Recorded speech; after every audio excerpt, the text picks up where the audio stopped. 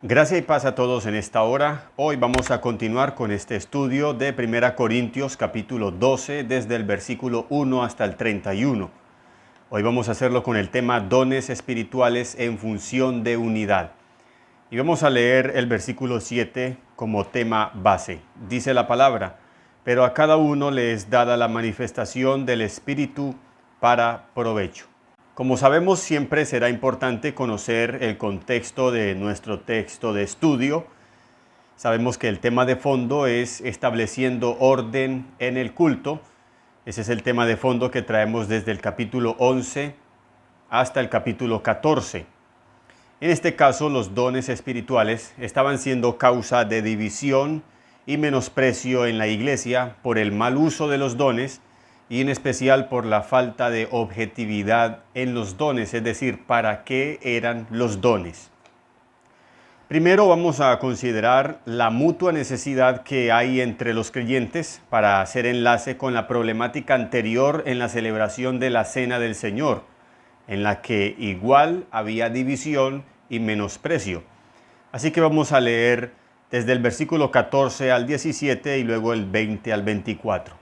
Además, el cuerpo no es un solo miembro, sino muchos. Si dijere el pie, porque no soy mano, no soy del cuerpo, por eso no será del cuerpo. Y si dijere la oreja, porque no soy ojo, no soy del cuerpo, por eso no será del cuerpo. Si todo el cuerpo fuese ojo, ¿dónde estaría el oído? Si todo fuese oído, ¿dónde estaría el olfato? Luego, el versículo 20 hasta el 24. Pero ahora son muchos los miembros, pero el cuerpo es uno solo. Ni el ojo puede decir a la mano, no te necesito, ni tampoco la cabeza a los pies, no tengo necesidad de vosotros. Antes bien, los miembros del cuerpo que parecen más débiles son los más necesarios, y a aquellos del cuerpo que nos parecen menos dignos, a estos vestimos más dignamente, y los que en nosotros son menos decorosos, se tratan con más decoro. Porque los que en nosotros son más decorosos no tienen necesidad, pero Dios ordenó el cuerpo, dando más abundante honor al que le faltaba. Así que en estos versículos estamos considerando la mutua necesidad que hay entre los creyentes, como un creyente necesita del otro creyente, y no mirar a cada creyente como un individuo particular, sino que la iglesia es una, pero compuesta por muchos miembros. Ahora, como en la iglesia había intriga por los dones y a la vez divisiones también, Pablo quiere llevarlos a la esencia de los dones y al principio de los dones, es decir, a lo más importante y valioso de esta enseñanza. Así que hablando de esta analogía del cuerpo, Pablo anexa con la diversidad de los dones para llevarlos a la unidad. Es decir, Pablo dice, hay diversidad de dones, pero el Espíritu es el mismo. Y por otro lado, hay diversidad de miembros, pero el cuerpo es el mismo, o el cuerpo es uno. Y bien, ese mismo Espíritu fue el que nos bautizó a todos al mismo cuerpo, o ese mismo Espíritu fue el que nos anexó al mismo cuerpo. Y vamos a leer el versículo 4. Ahora bien, hay diversidad de dones, pero el Espíritu es el mismo. Hay diversidad de dones. ¿Cuáles son los dones? Pablo luego pasa a mencionarlos desde el versículo 8 al 10, donde dice: pero a este es dada por el Espíritu palabra de sabiduría, a otro palabra de ciencia según el mismo Espíritu, a otro fe por el mismo Espíritu, y a otro dones de sanidades por el mismo Espíritu, a otro el hacer milagros, a otro profecía, a otro discernimiento de espíritus, a otro diversos géneros de lenguas y a otro interpretación de lenguas. Aquí Pablo menciona los dones, pero no especifica en ninguno en particular en este caso, porque Pablo quiere enseñar la esencia y lo más importante. ¿Cuál es la esencia y cuál es el principio aquí? Bien, el versículo 7 y 11, Pablo allí enseña lo más importante que debe entender la iglesia en cuanto a la diversidad de los dones y el para qué eran los dones. Versículo 7. Pero a cada uno le es dada la manifestación del Espíritu para provecho. Este término provecho puede significar muchas cosas, pero vamos a mirar un poco la etimología. En el griego esta palabra es súmfero, de una raíz sun, que significa junto, o traer junto, o como se usa en otro pasaje, juntaron. Una versión como la Biblia de las Américas dice que los dones fueron dados para el bien común. Otra versión como la Nueva Versión Internacional dice para el bien de los demás. Así que a cada uno le es dada la manifestación del Espíritu para el bien común, para el bien de los demás. Así que esta palabra provecho pues podría significar provecho para uno mismo, pero no. En la etimología esta palabra provecho significa juntar. Ese es el propósito, la esencia, el principio de los dones. Por eso hemos llamado este tema dones espirituales en función de unidad. Y luego, lo que también debían entender los corintios es lo que dice el versículo 11. Pero todas estas cosas las hace uno y el mismo Espíritu, repartiendo a cada uno en particular como Él quiere. El mismo Espíritu reparte los dones soberanamente, no por deseo personal o capacidad humana. Los dones los reparte el Espíritu Santo a cada uno como Él quiere. Por lo tanto, los dones espirituales los repartió el Espíritu en función de unidad en la iglesia.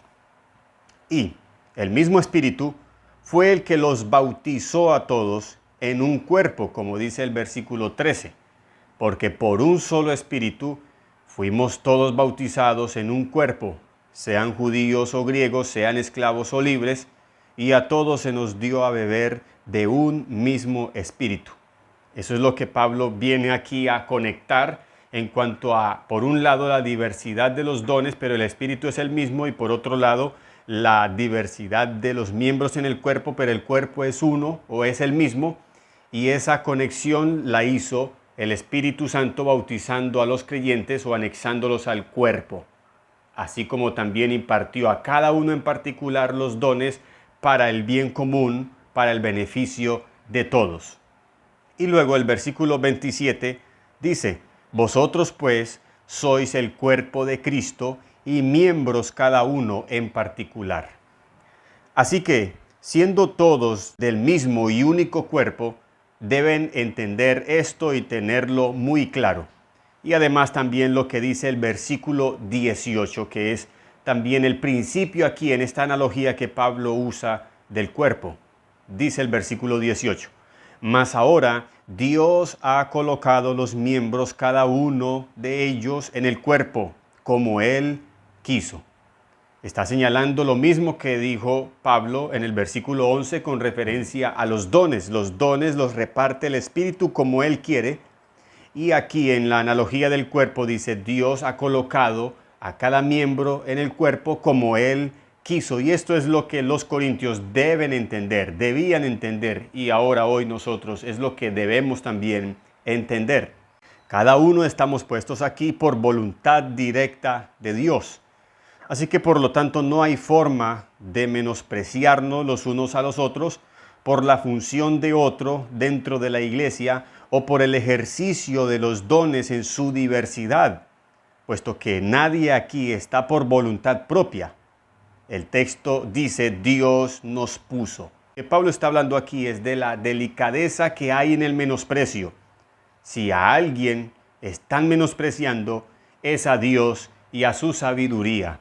Porque Dios es el que puso a cada uno como Él quiso en el cuerpo, y el Espíritu es el que repartió los dones a cada uno como Él quiso.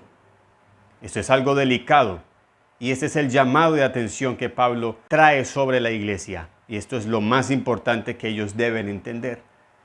Luego, desde el versículo 28 al 30, nuevamente Pablo habla de la voluntad de Dios para establecer lo que estableció en la iglesia, que fue la voluntad de Dios y no la voluntad de los hombres. Versículo 28, y a unos puso Dios en la iglesia, primeramente apóstoles, luego profetas, lo tercero maestros, luego los que hacen milagros, después los que sanan, los que ayudan, los que administran, los que tienen don de lenguas, Son todos apóstoles, son todos profetas, todos maestros, hacen todos milagros, tienen todos dones de sanidad, hablan todos lenguas, interpretan todos. Son preguntas retóricas a las que a cada uno podemos decir no, no, no.